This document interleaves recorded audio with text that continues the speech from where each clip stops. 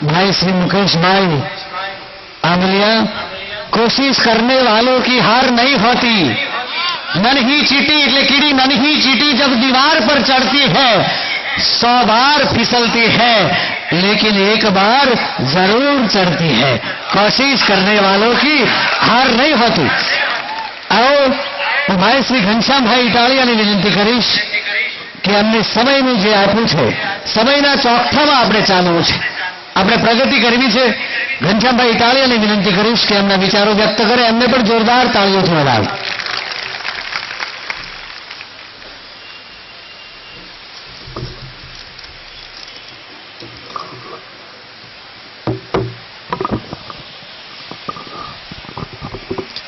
નમસ્કાર મિત્રો, એક વાત કહી છે તમને કે પરિચય છે મંદિરમાં દેવોને અમારો, પરિચય છે દેવોને મંદિરમાં અમારો, અને મસ્જિદમાં ખુદા અમને ઓળખે છે, મસ્જિદમાં ખુદા અમને ઓળખે છે। નથી છાનું વ્યક્તિત્વ કોઈ નથી અમારું, આ તમારા બધાના પ્રતાપે અમને બધા ઓળખે છે, બાકી અમારી કોઈ તાકાત નથી કે અમને કોઈ ઓળખે છે। પણ ભારતનો સૌથી મોટો ખેતી પછીનો જે ઉદ્યોગ હોય તો એ ટેક્સટાઇલનો ઉદ્યોગ છે। ટેક્સટાઇલ ઉદ્યોગ એ ઉદ્યોગનો રાજા છે। ટેક્સટાઇલ ઉદ્યોગ મિત્રો તમને કહી દઉં, આખા વિશ્વની અંદર જો ભારતમાં ઉદ્યોગનો રાજા કહેવાય છે એવો આ ટેક્સટાઇલ ઉદ્યોગ છે, અને એની અંદર આપણે સૌ સાથે મળી અને કામ કરી રહ્યા છીએ। જ્યારે પણ મીટિંગોની શરૂઆત થઈ હતી ત્યારે ઘણા મિત્રોને હું કોઈનું નામ નહીં લઉં, પણ વારે વારે એવું ટોકતા હતા, વારે વારે એવું કહેતા હતા, વારે વારે એવું ટોર્ચર કરતા હતા કે ક્યારે મશીનવાળા ભેગા એક નહીં થાય અને આપણે એક સાથે અત્યારે બેઠા છે। ખૂબ આનંદની વાત છે, એટલે કે જોરદાર તાળી બધી। એવું ઘણા વારે વારે કહેતા હતા। એ લોકોને માટે મારે એવું કહેવું છે કે અહીં શબ્દ શોધો તો સંહિતા નીકળે, અહીં કૂવો ખોદો તો સરિતા નીકળે।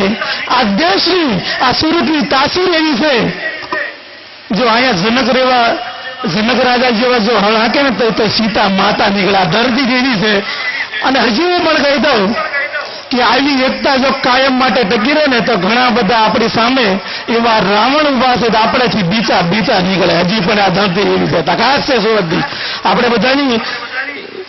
પણ વધારે સમય તમારો નથી લેવાનો, કારણ કે જે વસ્તુની રાહ જોઈ રહ્યા છે, પણ મિત્રો ઘણા લોકો આવવાના બાકી છે, એટલા માટે આ તેલ પાણી અને લોટ બાંધી રહ્યા છીએ, અને લોટ બાંધ્યા પછી આપણે રસોઈ બનાવી અને રોટલી બનાવી અને આપણે બધાને જમવાનું છે, એટલે થોડો તમારો સમય વચ્ચે લઉં છું। પણ મારે એક બીજી વાત કરવી છે તમને।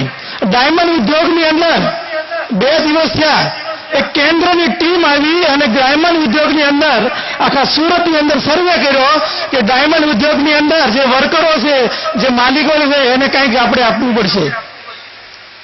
ડાયમંડ ઉદ્યોગની અંદર આપણે કંઈક આપવું પડતું હોય કેન્દ્ર સરકારને, તો આપણે કોણ છીએ?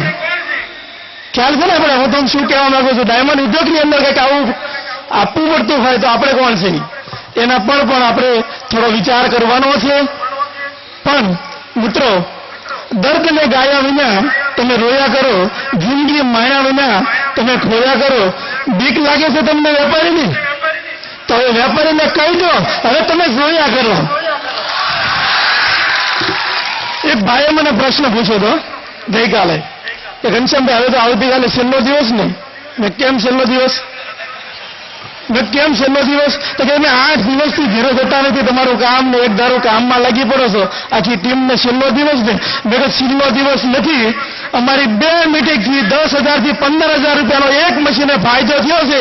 એક મશીને 40 થી 50,000નો ફાયદો થાય તો અમે રાત દિવસ નથી હોવાના, એવો અમારો નિર્ણય છે। અને એમાં એક નથી, આખા સુરતના ઘણા બધા મિત્રો છે, મશીનદારો છે, અને આ નિર્ણય અમે મક્કમ લીધો છે। જ્યાં સુધી આ નિર્ણયનો જ્યાં સુધી અમારો અભિપ્રાય નહીં આવે, જ્યાં સુધી ફાયદો નહીં થાય સુધી અમે પણ બેસવાના નથી। પણ દરેક લોકો કોકની કઈ વાત રહે છે, એટલા માટે કવિ એવું કહેતો હોય છે, કોણ રડે છે બીજા માટે? કોણ રડે છે અહીં બીજા માટે? અહીં તો બધા પોતાની જ કોઈ વાત માટે રડે છે, દરેકની વાતની માટે જ બધા રડે છે, અને દરેકની વાત માટે જ બધા ભેગા થઈએ છીએ। પણ આ એટલા માટે કહેવું પડે છે ગુજરાત સરકાર દ્વારા એક બીજી પણ તમને સમાચાર આપવા જ મારે આજે ગુજરાત સરકાર દ્વારા મનોરંજન વિભાગ દ્વારા ગઈકાલે એવી જાહેરાત છે કે જેટલી પણ હોટલ છે અથવા તો હોટલ બનવાની છે એ હોટલની અંદર 50 લાખ રૂપિયાની સબસિડી અને વીજળીમાં રાહત આપવાની છે. આપણે કોણ છે? 50 લાખ રૂપિયાની સબસિડી આપશે અને વીજળીમાં રાહત આપશે તો આપણે મશીન છે ને ત્યાં હાલે છે. આ પણ એક મુદ્દો છે જ અને આ પણ પ્રશ્નનો હલ થાય એટલે તરત જ આપણે આની ઉપર પણ વિશેષ ચર્ચા કરવાની છે. અને આપણે કોણ છીએ આપણે પણ એની સાથે જ એવી રીતે ખભા મિલાવી અને આ બધી જ વાત ત્યાં સુધી પહોંચાડવાની છે. આજથી 5-7 વર્ષમાં જે આપણે તમે જે કર્યું છે તેમાં ખૂબ દુઃખી છે. કારણ પ્રયત્નો નિષ્ફળ ગયા છે. તમારી હદોને હવે ફેંકી દો, તમારા સીમાડામાંથી બધા બહાર આવી દો અને લોકોને કરી બતાવો કે અમે એમ્બ્રોઇડરી વાળા શું કરી બતાવી છીએ એવું લોકો બતાવી દો. આપણે મિત્રો વધારે અને વિશેષ આપણે વાત કરવી નથી પણ અંતમાં એવું છે એક કેસ તમને કે મિત્રો મને ખબર છે કે જીવન ઉપાસનાની છે, જીવન ઉપાસનાની ધૂન છે. તમે જિંદગીનો નવો દ્રષ્ટિકોણ છો. તમારી વિચાર જો તમને માર્ગ આપશે. તમે જ એકલવી અને તમે જ દ્રોણ છો. જય હિન્દ, જય મહારાજ.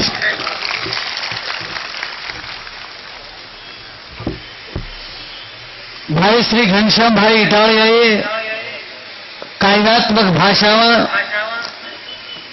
જે રજૂઆત કરી